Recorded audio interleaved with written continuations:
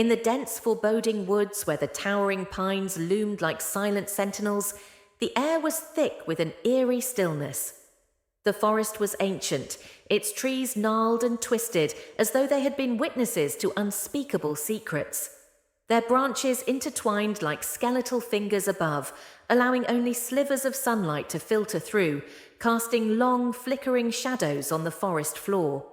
It was a place where the wind rarely dared to blow, and when it did, it whispered rather than howled, as if even the wind feared disturbing whatever might lurk in the shadows. For as long as the townspeople could remember, the forest had been a place of superstition, of whispered warnings passed from generation to generation. It was said that the shadows among the pines moved on their own, shifting and slithering when no one was looking. Hunters who ventured too deep would sometimes return, but more often they wouldn't. Those who did come back spoke of strange things, figures glimpsed out of the corner of their eye, footsteps in the dead of night, and voices calling their names in the wind. Among the villagers, no one had seen the pines as closely or with as much familiarity as Calla. She had grown up near the edge of the forest, her childhood spent listening to her grandmother's stories of the strange happenings that took place there.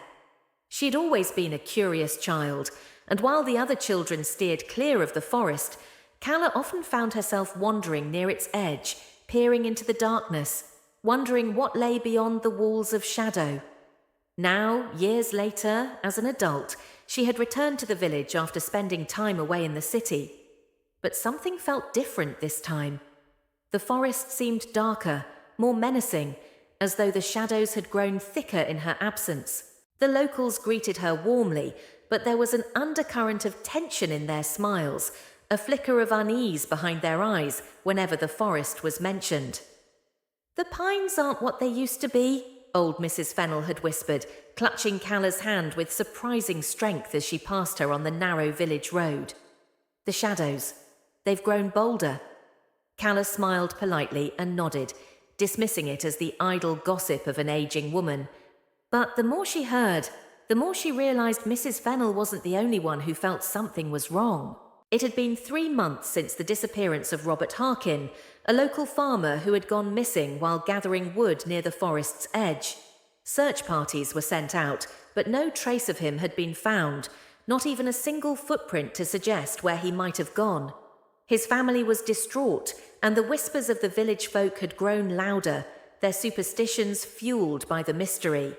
Some said the forest had claimed him, that he had strayed too close to the heart of the pines where the shadows were strongest. Others believed that something or someone had taken him. Curiosity tugged at Calla. She had never been one to put stock in ghost stories or local legends, but something about the forest's presence unnerved her now. The silence was too deep, the shadows too alive. As dusk began to fall one evening, she found herself walking toward the edge of the pines, her feet moving almost of their own accord.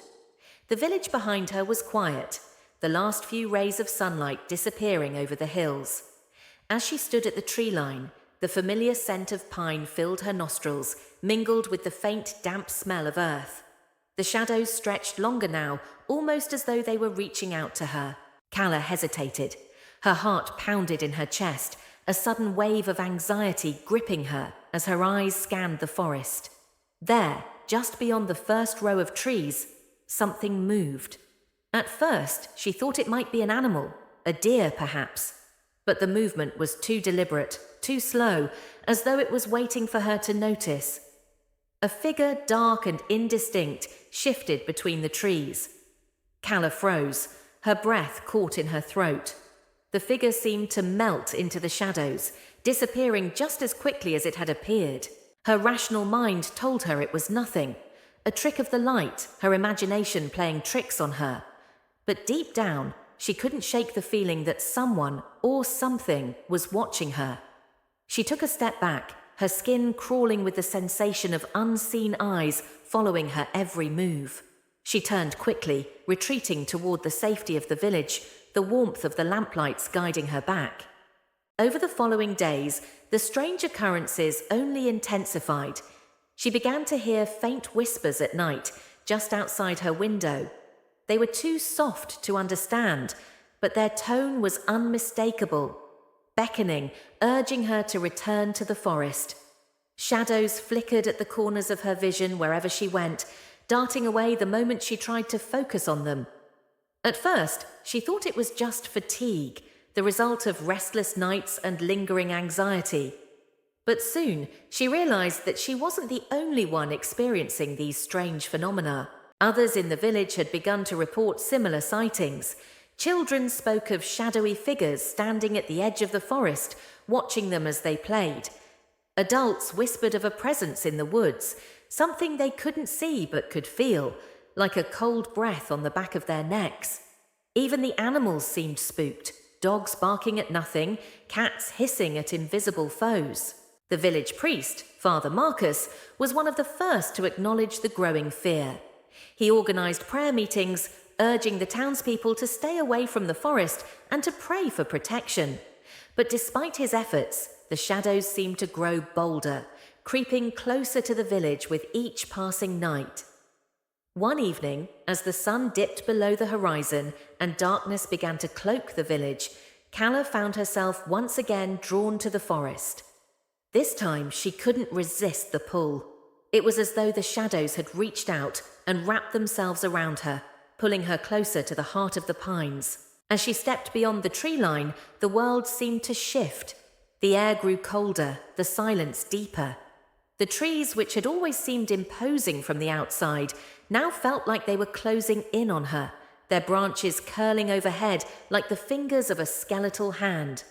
The shadows danced between the trunks, and the whispers grew louder, surrounding her, filling her mind with half-formed words and fragmented sentences.